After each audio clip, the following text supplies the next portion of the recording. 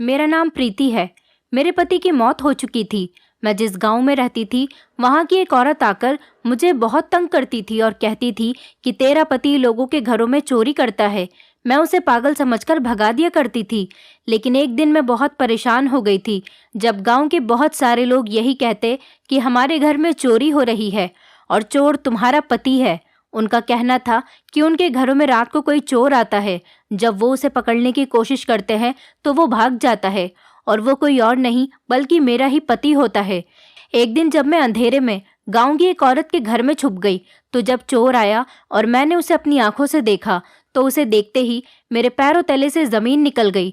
घर में अर्थी रखी हुई थी और चारों तरफ से रोने की आवाजें आ रही थीं। सब औरतें यही कह रही थी कि ये बेचारी अब क्या करेगी, किस तरह से अपने बच्चों की परवरिश करेगी।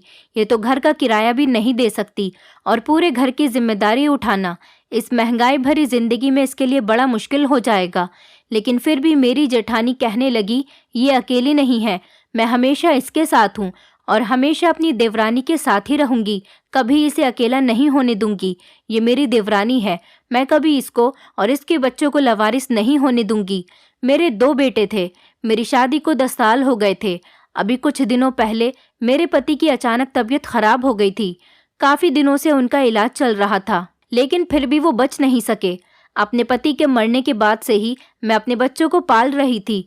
पहले मेरा पति शहर में नौकरी करता था और मैं भी अपने बच्चों के साथ शहर में ही रहती थी। 1 साल पहले जब मेरी सास की मौत हुई थी तो हम लोग यहाँ पर वापस आ गए थे। उसके बाद मेरे पति ने कहा कि हम यहीं पर ही रहेंगे। मेरे पति 2 भाई थे। उनके बड़े भैया और भाभी भी इसी घर में रहते थे। ये मेरी सास का किराए का मकान था। हम लोग शहर में रहते थे तो हमें वहाँ के घर का भी किराया देना बड़ा भारी पड़ता था। मेरे पति ने कहा कि ये गांव है, गांव के मकान का किराया शहर के मकान के किराए से कम होता है। और फिर यहाँ पर मेरे जेठ भी रहते थे। दोनों भाई आधा आधा मिलकर किराया देते तो दोनों को ज्यादा भारी नहीं पड़ता। यही सोचते हुए उन्होंने हमें यहीं रहने के लिए कहा। और मेरे पति शहर में जिस फैक्ट्री में काम करते थे वो रात को काम से निपटने के बाद वहीं पर रुक जाया करते थे। 1 हफ्ते में उनकी 2 दिन की छुट्टी होती थी तो उन 2 दिनों की छुट्टी में वो गांव हम लोगों से मिलने के लिए आ जाते थे। हम लोग शहर में रहते थे तो मेरे बच्चे भी स्कूल जाते थे। लेकिन जब से हम गांव में आए थे हमें बहुत परेशानी होने लगी थी। यहाँ आने के बाद हमें कुछ फायदा हुआ था तो बहुत सारा नुकसान भी उठाना पड़ा था। और फिर मेरे पति की तबीयत खराब हो गई तो जितने जुड़े हुए पैसे थे वो सब मेरे पति के इलाज पर लग गए थे। फिर भी मेरे पति नहीं बच सके थे। वो दिन मेरे और मेरे बच्चों के लिए बहुत परेशानी भरा दिन था। हमारा अकेला सहारा हमसे छिन गया था, मगर शायद मेरे भाग्य में ऐसा ही लिखा था। पति के मरने के बाद अब घर का खर्च कौन उठाता। मेरे बच्चे तो छोटे छोटे थे, अभी कमाने लायक भी नहीं थे और यह हमारा घर भी किराए का ही था। लेकिन यहाँ मुझे ये सुकून था कि मेरे जेठ और जेठानी हमारे साथ थे, क्योंकि ये लोग मेरे अपने थे और अपनों का साथ होना भी एक खुशनसीबी की बात है। आजकल के इस जमाने में अपने कहाँ किसी का इतना साथ देते हैं। लेकिन मेरी जेठानी बहुत अच्छी औरत थी। उसने कहा था कि मैं हमेशा तुम्हारा साथ दूंगी। मेरी जेठानी के कहने पर मैं इन लोगों के साथ इसी घर में रह रही थी, क्योंकि मेरे पास और कोई रास्ता भी नहीं था। तो यहाँ पर घर किराए का था।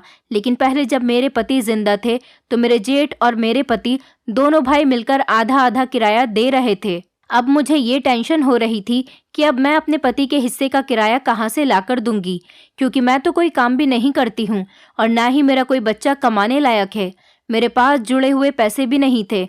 मैं कहीं और अपने बच्चों को ले जाकर अकेली भी तो नहीं रह सकती थी, और जहाँ भी रहती वहाँ पर मुझे पैसों की ज़रूरत तो पड़नी ही थी। मेरे पास एक बेटा था और एक बेटी। मेरे बच्चे अगर बड़े होते तो शायद कोई नौकरी कर लेते, लेकिन इन छोटे बच्चों के होते हुए मुझे कुछ समझ में नहीं आ रहा था कि मैं क्या करूं। मेरे पति मुझसे बहुत प्यार किया करते थे। मेरी खुशी की खातिर उन्होंने बहुत कुछ किया था।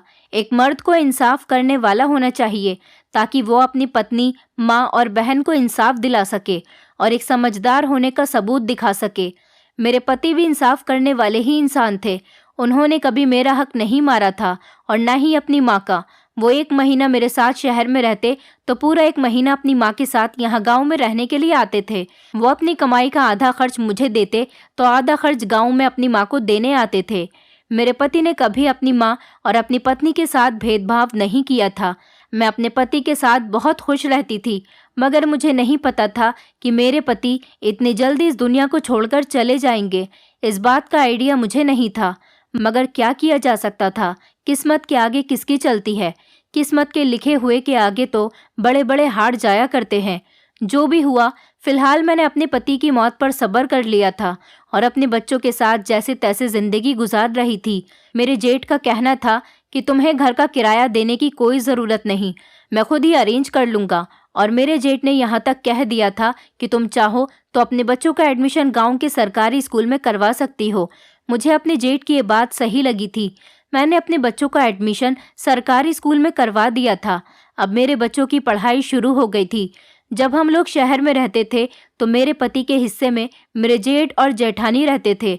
पूरा घर वही इस्तेमाल किया करते थे, जबकि मेरी सास तो छोटे से एक कमरे में रहती थी। लेकिन जब से हम यहाँ पर आए थे, उन्होंने हमारा हिस्सा हमें दे दिया था।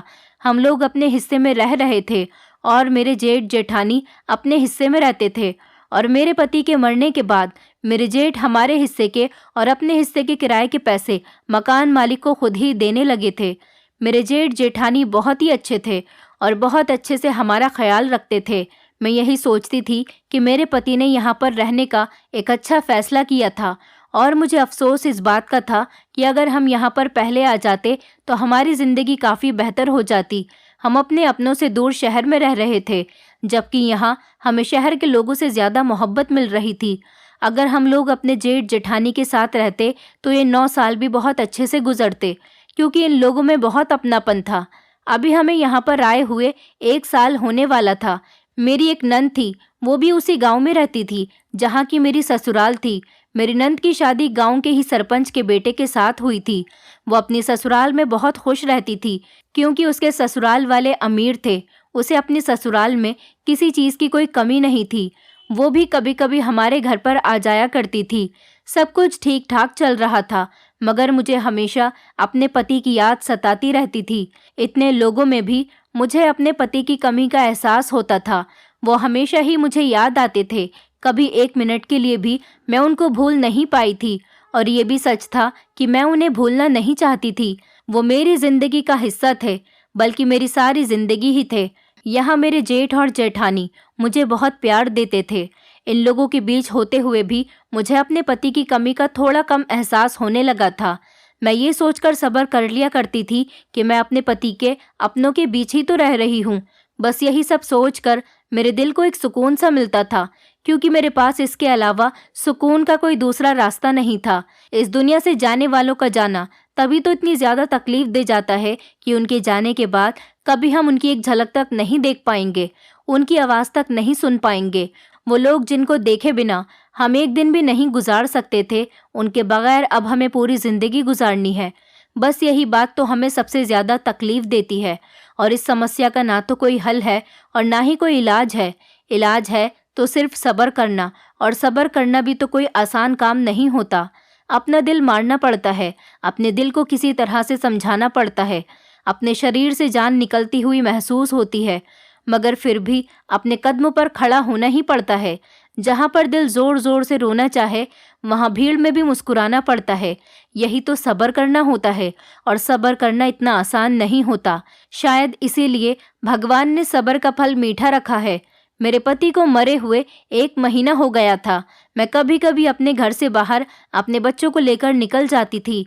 मैंने लोगों के घरों में नौकरी करने के बारे में सोच लिया था, क्योंकि मैं इस तरह से अपने जेठ और जेठानी के सहारे तो नहीं रह सकती थी। और कब तक मेरे जेठ जेठानी मेरा और मेरे बच्चों का बोझ उठाते। उन्होंने अब तक तो जो कुछ हमारे लिए किया था वही हमारे लिए बहुत था। मैं उन पर और बोझ नहीं डालना चाहती थी। इसलिए मैंने सोचा था कि मुझे कोई छोटी मोटी नौकरी मिल जाती तो अपना और अपने बच्चों का खर्च तो उठा ही लिया करूंगी। इसी बारे में मैंने अपनी जेठानी से बात की थी। उन्होंने मुझे नौकरी करने से साफ इनकार कर दिया था और कहा था कि तुम्हें नौकरी करने की कोई ज़रूरत नहीं। गांव में इन छोटी छोटी बातों पर बहुत ऐतराज़ होता है। अगर गांव में किसी को पता चल गया कि हम तुमसे नौकरी करवा रहे हैं तो लोग हम पर थू थू करेंगे। वो मुझे नौकरी करने की परमिशन नहीं दे रही थी। उनका कहना था कि हमारे होते हुए तुम कहीं नौकरी नहीं करोगी, हम तुम्हारा और तुम्हारे बच्चों का सारा खर्च उठाएंगे। उन्होंने मुझसे कहा कि क्या इस घर में रहते हुए तुम्हें किसी चीज़ की कमी हो रही है, मगर ऐसा कुछ भी नहीं था। मैं खुद ही उन पर और बोझ नहीं डालना चाहती थी, मगर उन्होंने कहा था कि तुम कभी नौकरी नहीं करोगी। वो गांव के लोगों को क्या मुंह दिखाएंगी? गांव के लोग क्या कहेंगे कि हम अपने मरे हुए देवर की पत्नी और बच्चों को नहीं संभाल पाए। उनकी बात अपनी जगह बिल्कुल ठीक थी, मगर मैं भी गलत तो नहीं थी। मैं नहीं चाहती थी कि मेरे बच्चे किसी के एहसानों पे पले बढ़े और फिर मेरे बच्चों की सारी जिंदगी अपने ताऊ और ताई जी के एहसान मानते मानते गुजर जाए। मेरी बात सुनकर कुछ देर के लिए मेरी जेठानी खामोश हो गई थी और फिर उन्होंने मुझे बताया कि हम लोग तुम पर कोई एहसान नहीं कर रहे। उन्होंने कहा कि अगर ऐसा तुम्हें लगता ही है तो फिर तुम नौकरी कर सकती हो, लेकिन अगर गांव का कोई भी इंसान हमें बुराई देगा तो हम ये बर्दाश्त नहीं कर सकेंगे। मैंने अपनी जेठानी को यकीन दिलाया था कि अगर कोई कुछ कहेगा तो उसकी जिम्मेदार मैं खुद बन जाऊंगी। इसलिए मैंने गांव के एक अमीर परिवार में झाड़ू बर्तन करने की नौकरी शुरू कर दी। मेरे जेठ का भी यही कहना था कि अगर गांव का कोई भी इंसान हमें बुराई देगा तो उसकी जिम्मेदार तुम खुद बनोगी, हम किसी को सवाल जवाब नहीं करेंगे। मैं नौकरी कर रही थी और अपने बच्चों के साथ आराम से रह रही थी। बस इतना सब हमारे लिए काफ़ी था। मेरी जेठानी हर काम में मेरी मदद किया करती थी। हम दोनों देवरानी जेठानी बहनों की तरह रहते थे। उनके साथ रहने से मुझे बहुत हौसला मिलता था और सहारा भी मिलता था। उनके साथ रहते हुए मुझे कभी ज़िंदगी मुश्किल नहीं लगी थी। सब कुछ अच्छी तरह से चल रहा था। मैं सुबह को नौकरी पर जाती और शाम को घर वापस आती। मेरे पीछे जेठानी ही मेरे बच्चों का ध्यान रखती थी। जो पैसे मुझे मिलते थे मैं उन पैसों में से अपने जेठ को घर के किराए के पैसे भी दे दिया करती थी, जबकि वो हर बार मुझे मना करते थे, लेकिन मुझे अच्छा नहीं लगता था। वो भी तो गरीब इंसान थे।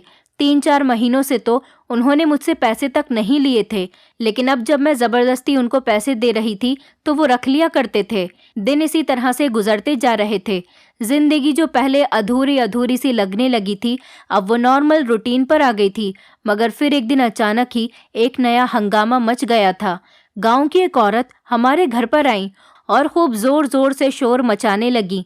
वो औरत इतना ज़्यादा हंगामा करने लगी कि मैं परेशान हो गई। उसका कहना था कि रात के अंधेरे में मेरा पति उसके घर चोरी करने के लिए आया था। मुझे लगा कि ये औरत कोई पागल है, इसलिए मैंने उसकी बातों पर ज़्यादा ध्यान नहीं दिया और अपने काम में बिजी हो गई। और अगले दिन फिर ऐसा ही होने लगा। वो मेरे घर के दरवाजे पर खड़े होकर मुझसे लड़ना शुरू हो जाया करती और कहती कि रोज़ तुम्हारा पति हमारी छत से कूदकर घर में आ जाता है चोरी करने के लिए। जब भी हम उसे पकड़ने की कोशिश करते हैं तो वो भाग निकलता है। मैं बड़ी परेशान हो गई थी। मुझे कुछ भी समझ में नहीं आता था कि ये औरत ऐसा क्यों कहती थी, जबकि मेरा पति तो मर चुका था। वो तो कुछ महीने पहले ही इस दुनिया से जा चुके थे, जबकि उनकी मौत इस गांव में ही लोगों के बीच हुई थी। तो फिर ये औरत ऐसा क्यों कहती थी? ये बात मेरी बिल्कुल भी समझ में नहीं आती थी। मैंने अपनी जेठानी को ये सब बताया तो मेरी जेठानी कहने लगी कि इस औरत की आदत ही है गांव के लोगों से लड़ने की। ये औरत किसी न किसी से लड़ाई झगड़ा करती रहती है। तुम इसकी बात पर ज्यादा ध्यान मत दो। कोई बात नहीं है, ये बात इसने अपने पेट से बनाई है, बस इसे तो लड़ने का बहाना चाहिए। मगर ये कोई छोटी बात नहीं थी। वो मेरे मरे हुए पति पर इतना बड़ा इल्ज़ाम कैसे लगा सकती थी? क्या वो सिर्फ इसीलिए कर रही थी क्योंकि उसे लड़ाई का बहाना चाहिए था? ऐसा नहीं हो सकता था। मुझे ये बात कुछ समझ में नहीं आ रही थी। फिर मेरी जेठानी ने मुझे बताया, ये औरत पागल है, इसकी दिमागी हालत ठीक नहीं है, इसीलिए ये इस तरीके की बातें करती है। मुझे उस औरत की बातों पर बहुत गुस्सा आता था, मगर फिर मैं उसे पागल समझकर भगा दिया करती थी। लेकिन फिर मैं परेशान हो गई थी। उस पागल औरत को तो जैसे तैसे मैं बर्दाश्त कर ही रही थी, लेकिन फिर धीरे धीरे गांव के 2-3 लोग अचानक से फिर यही सब बातें कहते हुए हमारे घर पर लड़ने के लिए आ गए। चलो माना कि वो औरत तो पागल थी, तो क्या ये सब लोग भी पागल हो गए थे जो मुझसे ये कहकर लड़ने आ जाया करते थे कि तुम्हारा पति चोर है? मुझे कुछ भी समझ में नहीं आता था कि ये सब कुछ क्या हो रहा था। मेरी जेठानी भी इस बात से बहुत हैरान और परेशान रहने लगी थी कि आखिर ये लोग ऐसा क्यों कह रहे थे, जबकि ऐसा तो हो ही नहीं सकता था। वो कैसे इतनी बड़ी बात कह सकते थे? कुछ दिन तक तो ये सब कुछ इसी तरह से चलता रहा। गांव के लोग मेरे घर आकर मुझे बातें सुना जाया करते थे। फिर मैंने एक दिन इस बात से पर्दा उठाने के लिए उसी औरत के घर जाने का फैसला किया और सोचा कि जब रात के अंधेरे में मेरा पति उनके घर चोरी करने के लिए आता है तो मैं भी जाकर देखूंगी कि आखिर ये सब कुछ सच है या फिर गलत। फिर मैंने ऐसा ही किया था। मैं रात को अपने घर से निकलकर उस औरत के घर चली गई थी जो मुझसे लड़ने के लिए आती थी। उसने कहा था कि छत से कूदकर मेरा पति उसके घर में आ जाता है और कोई ना कोई सामान चोरी करने की कोशिश करता। मैं उस औरत की छत पर जाकर बैठ गई थी और ये देखकर मेरे पैरों तले से जमीन निकल गई थी, क्योंकि वहां पर तो मुझे उस टाइम कुछ भी समझ में नहीं आ रहा था और मैं फौरन भागकर अपने घर पर आ गई थी। ये सारी बातें मुझे हैरान कर रही थी। बहुत देर तक सोचने के बाद मुझे कुछ कुछ समझ आने लगा था, मगर इस टाइम मेरा खामोश रहना ही बेहतर था और मैंने ऐसा ही किया था। मेरी जेठानी भी मुझसे पूछ रही थी कि आखिर तुमने वहां जाकर क्या देखा, मगर मैंने उनको कुछ भी नहीं बताया था। यही कहा था कि सब कुछ ठीक है। मैं अपनी जेठानी को कुछ बताना नहीं चाहती थी। मुझे सही टाइम आने का इंतज़ार था, इसलिए मैं खामोश हो गई थी, क्योंकि खामोश रहने के अलावा मेरे पास और कोई दूसरा रास्ता भी तो नहीं था।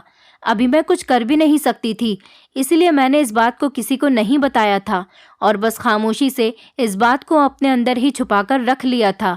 मेरी जेठानी ने कई बार मुझसे उस औरत के घर पर जो हो रहा था इस बारे में कई बार मुझसे पूछने की कोशिश की थी, मगर मैं हर बार उनसे यही कह दिया करती थी कि वहां पर कुछ नहीं था, वो औरत झूठ बोल रही थी। आप सही कहती हो कि ये औरत पागल है, ये औरत सचमुच की पागल है। इस बात का यकीन तो उनको भी था, क्योंकि वो मेरे पति पर इल्ज़ाम लगाया करती थी और मेरी जेठानी इस बात को अच्छे से जानती थी कि मेरा पति तो इस दुनिया से जा चुका है, तो फिर वो कैसे किसी के घर में चोरी कर सकता था। ये बात तो सरासर गलत थी। कुछ दिन इसी तरह से गुजर रहे थे और गांव के लोगों का आना जाना बंद नहीं हुआ था। लोग मुझे परेशान करने लगे थे। ये बात पूरे गांव में फैलती चली जा रही थी। लोगों को लगता था कि मेरा पति मरा नहीं है, बल्कि वो तो जिंदा है और चोर बनकर उनके घर पर चोरी करने के लिए आता है। गांव के लोग मुझे धमकाते और कहते कि तुम्हें इस गांव को छोड़कर जाना होगा। मेरी जेठानी ने उनको बहुत समझाया था, वरना तो शायद वो मेरा सामान भी उठाकर फेंक देते। मेरी जेठानी ने गांव के लोगों को समझाया था। गांव के लोगों का कहना था कि कब तक वो उनको रोक सकती थी। गांव वालों ने कहा कि एक दिन हम इस औरत को गांव से निकालकर ही दम लेंगे। समस्या दिन ब दिन बढ़ती चली जा रही थी और अब कुछ भी बर्दाश्त करना मेरे लिए बस में नहीं रहा था। एक तो मेरा मन कर रहा था कि मैं अपने बच्चों को लेकर इस गांव को छोड़कर चली जाती हूँ, मगर मैं जाती भी तो कहाँ। मेरे पास तो कोई और ठिकाना भी नहीं था और ना ही कोई ऐसा दूसरा आइडिया था जो मुझे इस मुश्किल वक्त से निकाल सकता था। मेरी जिंदगी इतनी मुश्किलों से सेट हुई थी, अब मैं दोबारा से कहाँ जाकर रह सकती थी। मेरे पास तो रहने के लिए कोई दूसरा घर भी नहीं था। गांव में जब ये बात सब में पता चल गई कि मेरा पति चोर है और वो लोगों के घरों में रात के अंधेरे में चोरी करता है, ये बात उस परिवार को भी पता चल रही थी जहां पर मैं नौकरी किया करती थी। उन लोगों ने भी मुझे नौकरी से निकाल दिया था। उनका कहना था कि कहीं ऐसा न हो कि ये भी अपने पति की तरह ही निकले और हमारे घर से कोई चीज़ चोरी करके गायब हो जाए। अब मेरी नौकरी भी मेरे हाथ से जा चुकी थी। बस यही सब सोचकर मैं खामोश हो जाया करती थी और कहीं भी जाने का अपना इरादा कैंसिल कर दिया करती थी। मगर इस गांव में रहना भी तो अब मेरे लिए आसान नहीं रहा था। हर औरत ही नफरत की नज़र मुझ पर डालती थी और मेरे पति के बारे में अजीब अजीब सी बातें करती थी। ये सब मेरे लिए बर्दाश्त करना मुश्किल से भी मुश्किल होता जा रहा था। फिर एक दिन मैंने कुछ सोचकर गांव के सारे लोगों को अपने घर के बाहर बुलाया था और उनकी बात सुनी थी और उनसे कहा था कि आज रात को आपको मेरी बात माननी होगी। इसके बाद आप लोग जैसा चाहोगे मैं वैसा ही कर लूँगी। पहले तो उन्होंने मेरी बात मानने से ही इनकार कर दिया था, मगर फिर मेरे ज़्यादा जिद करने पर उन लोगों ने मेरी बात को मान लिया था और मेरे कहने के मुताबिक चलने पर वो लोग मान गए थे और फिर सब लोग अपने अपने घर को वापस चले गए थे। आज रात का मुझे बहुत बेचैनी से इंतज़ार था, क्योंकि आज वो रात सबके सामने खुलने वाला था जिसने पिछले कई दिनों से मेरी ज़िंदगी को नरक बनाकर रख दिया था। और फिर वैसा ही हुआ था जैसा मैंने सोचा था। गांव के लोगों का कहना था कि मेरा पति रात के अंधेरे में उनकी छत से कूदकर उनके घर में जाता है और उनका सामान चोरी करने की कोशिश करता है। और जब वो लोग मेरे पति को पकड़ने की कोशिश करते हैं तो वो उनसे छुड़ाकर भाग जाता है। और आज मैंने गांव की औरतों को कहा कि जिनको लगता है कि उनके घर में चोर आता है, उस घर के लोग आज सारी रात जागेंगे और गांव के 2-3 लोग मेरे साथ उन्हीं की छत पर मौजूद रहेंगे।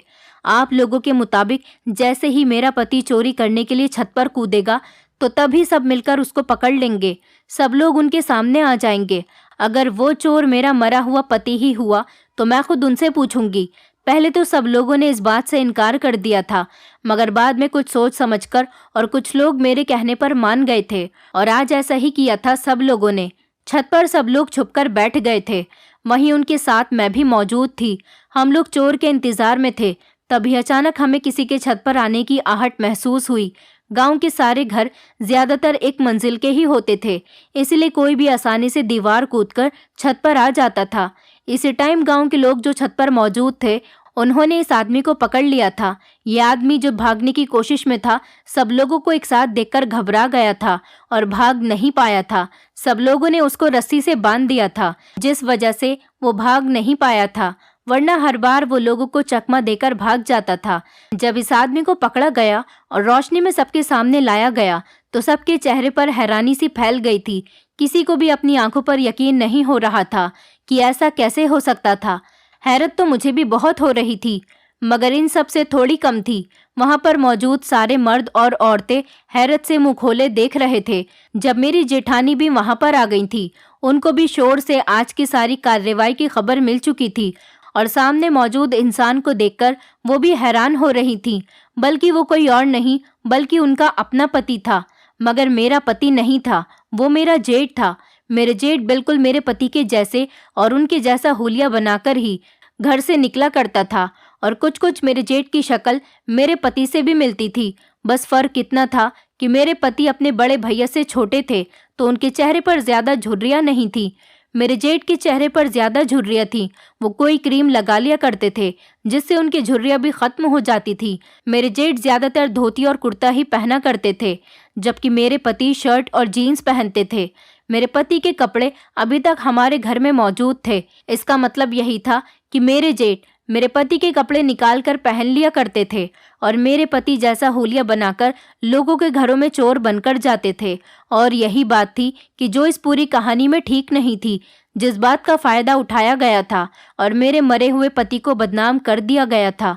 मगर अब जब सच सबके सामने आ गया था, गांव के लोग जो मेरे मरे हुए पति को ये कहकर बुरा भला कहते थे कि वो लोगों के घरों में चोरी करने के इरादे से घुस जाता है, या तो उनका भूत लोगों के घरों में चोरी करने जाता है, या फिर मेरा पति मरा ही नहीं, वो जिंदा है और चोरी करने के लिए ही उसने मरने का नाटक किया। वो सारे लोग अब मेरे सामने शर्मिंदा होकर सर झुकाए खड़े थे। मेरा पति एक ईमानदार और नेक इंसान था। उन्होंने आज तक ईमानदारी और मेहनत से ही कमाई की थी। कभी उन्होंने किसी के 1 रुपए का भी हक नहीं मारा था। फिर वो किसी के घर में चोरी कैसे कर सकते थे? और इस बात की सबसे बड़ी गवाह मैं खुद थी। मगर यहाँ पर मौजूद किसी ने भी मेरी बात का कोई यकीन ही नहीं किया था। और जबकि जो इंसान इस दुनिया से जा चुका है वो दोबारा कभी वापस आ ही नहीं सकता। मगर गांव के अनपढ़ लोग किसी बात को भी समझने के लिए तैयार ही नहीं थे और इन लोगों की बेवकूफ़ी ने एक नेक और ईमानदार इंसान पर इल्ज़ाम लगा दिया था, जिसने जिंदा होकर भी कभी किसी के पैसे को नज़र तक उठाकर नहीं देखा था। वो मरने के बाद इन लोगों के घरों में चोरी करने क्यों आएंगे? ये तो सोचकर ही इंसान को हैरत होती है। मगर ये लोग ऐसा ही किया करते थे। मगर आज अपने ही किए पर ये लोग मेरे सामने शर्मिंदा खड़े हुए थे। वो तो एक अलग बात थी, मगर मेरे जेठ ने ऐसा क्यों किया था, ये बात गौर करने वाली थी। मेरे पति के बड़े भैया इस खेल में शामिल थे और इस बात का पता मुझे उसी दिन चल गया था जिस दिन मैं सच जानने के लिए उस औरत की छत पर छुप गई थी और अपने पति जैसे ही आदमी को मैंने वहां पर देखा था।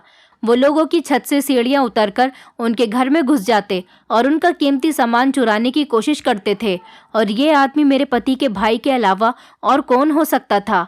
इतना तो मुझे पहले से ही पता था, क्योंकि उनके अलावा कोई ऐसा क्यों करेगा?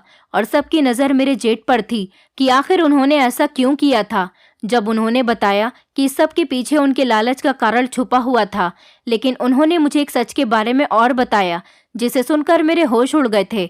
ये घर जिसमें हम लोग रह रहे थे, ये किराए का घर नहीं था, बल्कि ये मेरे ससुर का अपना घर था, जिसके बारे में हमें सालों से यही पता था कि मेरी सास और मेरे जेठ जेठानी इस घर में किराए पर रह रहे थे और हर महीने उसका किराया दिया करते थे। इसका मतलब ये था कि मेरे जेठ पिछले 1-1.5 साल से हमारे अपने ही घर का हमसे किराया वसूल कर रहे थे। ये बात तो बड़ी हैरान कर देने वाली थी।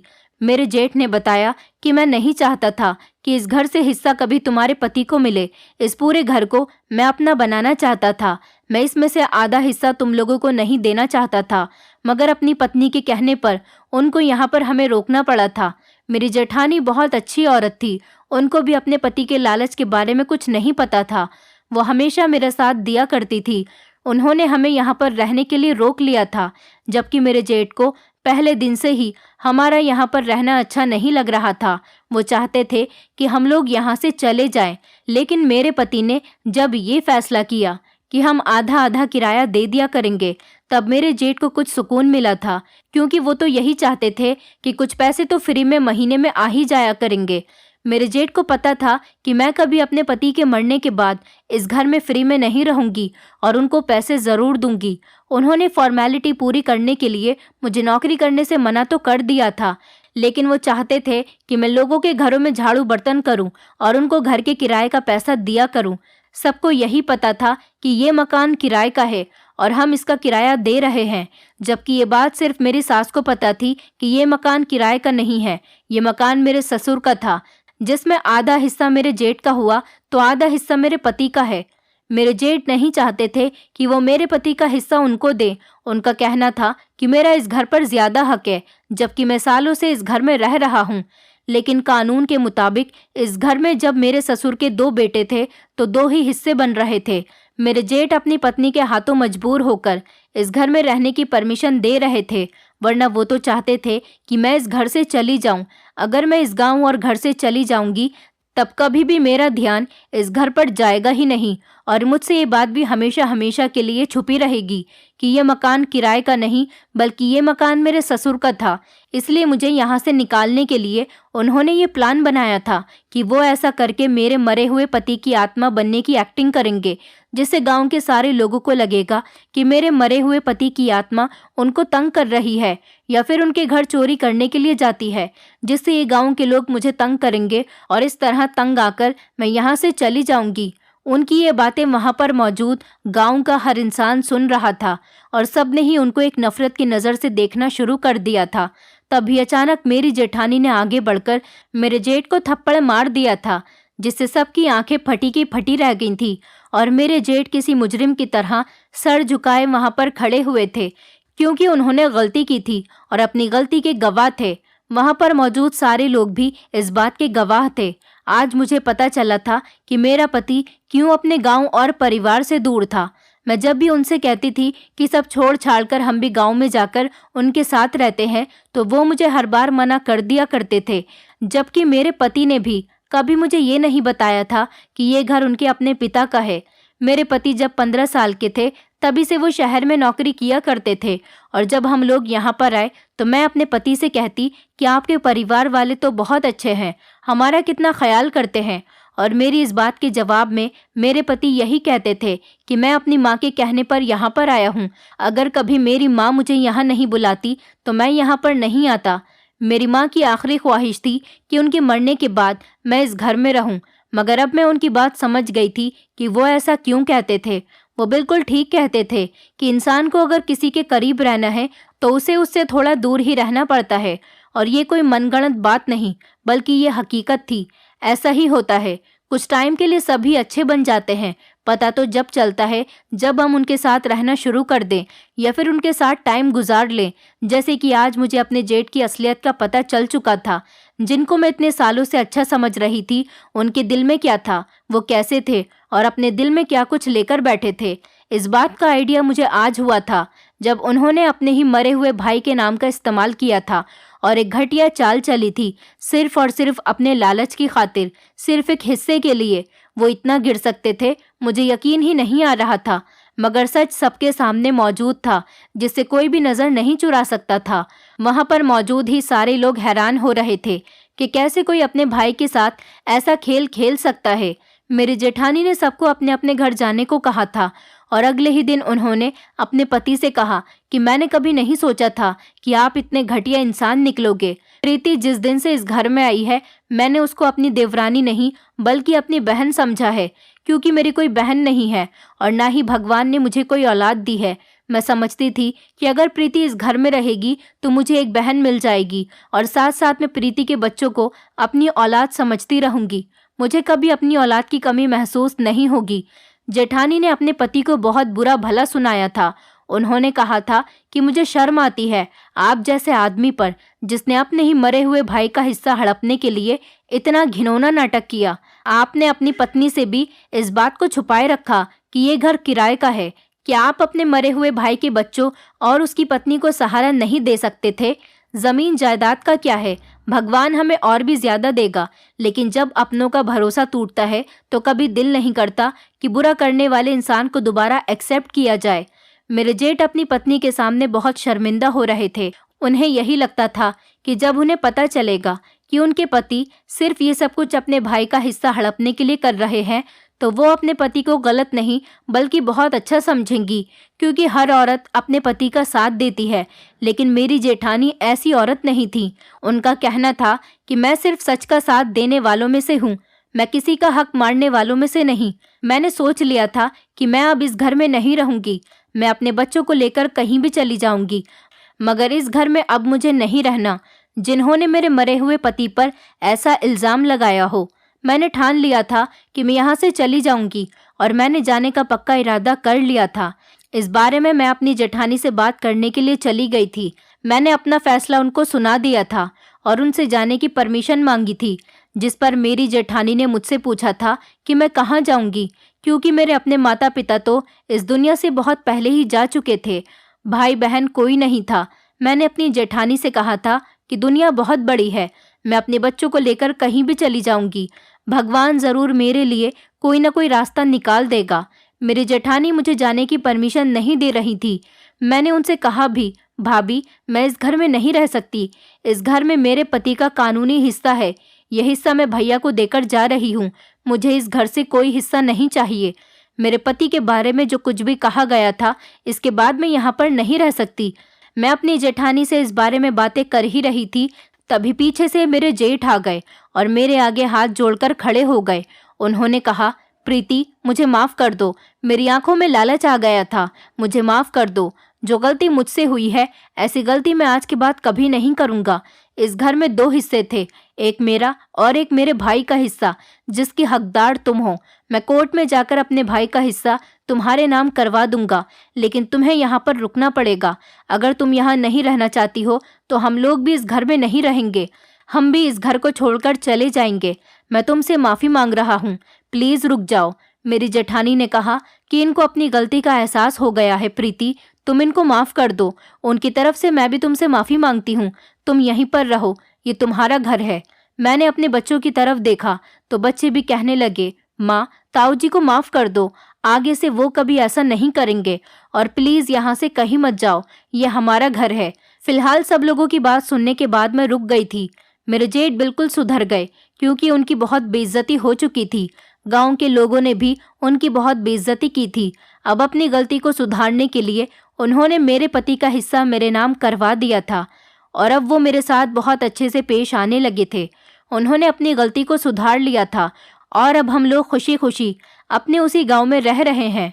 दोस्तों उम्मीद करती हूँ आपको हमारी कहानी पसंद आई होगी। कहानी पसंद आई है तो वीडियो को लाइक करें, चैनल पर नए हैं तो चैनल को सब्सक्राइब करें और हाँ, नोटिफिकेशन बेल को ज़रूर दबाएं ताकि अगली अपडेट सबसे पहले आपको मिले।